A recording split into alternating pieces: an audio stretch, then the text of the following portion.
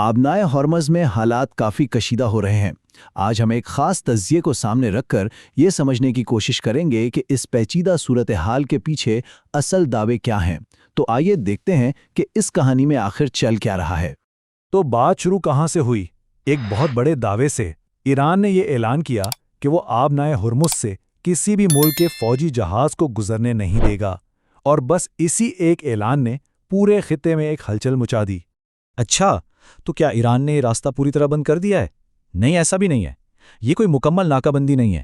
فوجی جہازوں پر تو پابندی ہے، لیکن تجارتی جہازوں کے لیے راستہ کھلا ہے، البتہ کچھ شرائط کے ساتھ۔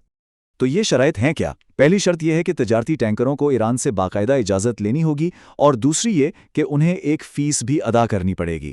اور خبریں یہی ہیں کہ مسلسل بات چیت کے باوجود ایران اپنے اس موقف سے پیچھے ہٹنے کو تیار نہیں۔ تو اس اعلان پر سب سے پہلا اور بڑا رد عمل کس کا آیا؟ ظاہر ہے امریکہ کا۔ اور امریکہ کا جو جواب آیا وہ آپ کہہ لیں کہ کافی دلچسپ تھا۔ ایک طرف تو جارحانہ تھا اور دوسری طرف تضادات سے بھرا ہوا۔ امریکہ نے ایک ایسا قدم اٹھایا جس کی شاید کسی کو توقع نہیں تھی۔ انہوں نے ایرانی حکومت کے بڑے عہدیداروں کے ان رشتہ داروں کے گرین کارڈ منسوخ کر دیے جو برسوں سے امریکہ میں مقیم تھے۔ ظاہر ہے اس اقدام نے کشیدگی کو اور بھی بڑھا دیا۔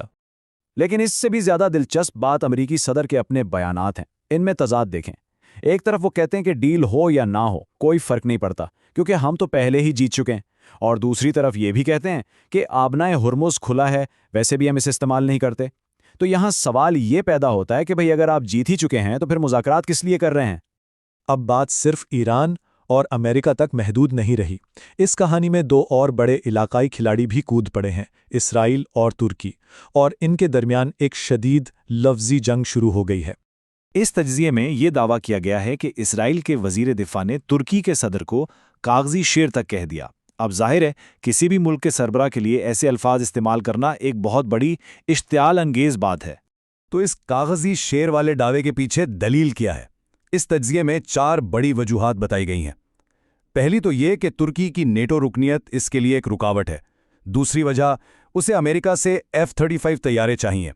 تیسری کہ وہ غزہ پر صرف باتیں کرتا ہے، عملی طور پر کچھ نہیں کرتا۔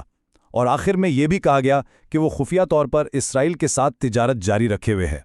اچھا، اب ذرا ان چیزوں پر نظر ڈالتے ہیں جو سامنے تو نہیں ہو رہی لیکن پردے کے پیچھے چل رہی ہیں، اور یہ اشارہ دیتی ہیں کہ معاملہ شاید اس سے کہیں زیادہ گہرا ہے۔ ایک اور دعویٰ یہ سامنے آ رہا ہے کہ بات چیت کا طریقہ ہی بدل گیا ہے۔ کہا جا رہا ہے کہ آمنے سامنے کی بات چیت اب بند ہو چکی ہے۔ اب جو بھی بات ہو رہی ہے وہ تحریری پیغامات کے ذریعے ہو رہی ہے، جس میں امریکہ کی طرف سے بہت سخت مطالبات سامنے آ رہے ہیں۔ اس کے ساتھ ساتھ کچھ ایسی پراسرار چیزیں بھی ہو رہی ہیں جو کسی بڑی فوجی تیاری کی طرف اشارہ کرتی ہیں، جیسے کہ ایک اسرائیلی ایئرپورٹ پر جنگی جہازوں میں ایندھن بھرنے والے ٹینکرز کا نظر آنا، ایرانی حکام کا سوشل میڈیا پر امریکہ کو کھلے عام طعنے دینا، اور 5 ایرانی طیاروں کا کسی نامعلوم مقصد کے تحت پاکستان میں اترنا۔ آخر یہ سب ہو کیا رہا ہے؟ اتنی ساری کشیدگی، بیانات اور پردے کے پیچھے کی ان کارروائیوں کے بعد سب سے بڑا سوال تو یہی ہے کہ بھئی آخرکار اس کھیل میں جیت کس کی ہو رہی ہے؟ تو پھر ان سب باتوں کا، اس ساری کشیدگی کا نتیجہ کیا نکل رہا ہے؟ آئیے دیکھتے ہیں کہ یہ تجزیہ آخر کس نتیجے پر پہنچتا ہے۔ اس تجزیے کا جو نتیجہ ہے وہ بہت صاف اور سیدھا ہے۔ ان کے مطابق اس پورے کھیل میں فاتح ایران ہے۔ لیکن کس بنیاد پر یہ کہا جا رہا ہے؟ تو یہ تجزیہ 3 بڑی دلیلیں دیتا ہے۔ پہلی یہ کہ ایران 2 جوہری طاقتوں کے خلاف اکیلا کھڑا رہا۔ دوسری، اسے یورپ اور خلیجی ممالک کی مخالفت کا بھی سامنا کرنا پڑا۔ اور شاید سب سے اہم بات یہ کہ خود اسرائیل کے ایک اپوزیشن لیڈر نے اپنی ہی حکومت کے فتح کے دعووں کو مشکوک قرار دے دیا۔ اور یہ ساری صورتحال ہمیں ایک بہت بڑے اور آخری سوال کے سامنے لا کھڑا کرتی ہے کہ جب ہر طرف سے ہر فریق اپنی اپنی فتح کا دعویٰ کر رہا ہو تو پھر اصل سچائی کیا ہے؟ یہ وہ سوال ہے جو ہمیں سوچنے پر مجبور کرتا ہے کہ بین الاقوامی سیاست میں معلومات اور بیانیوں کو کیسے سمجھا جائے۔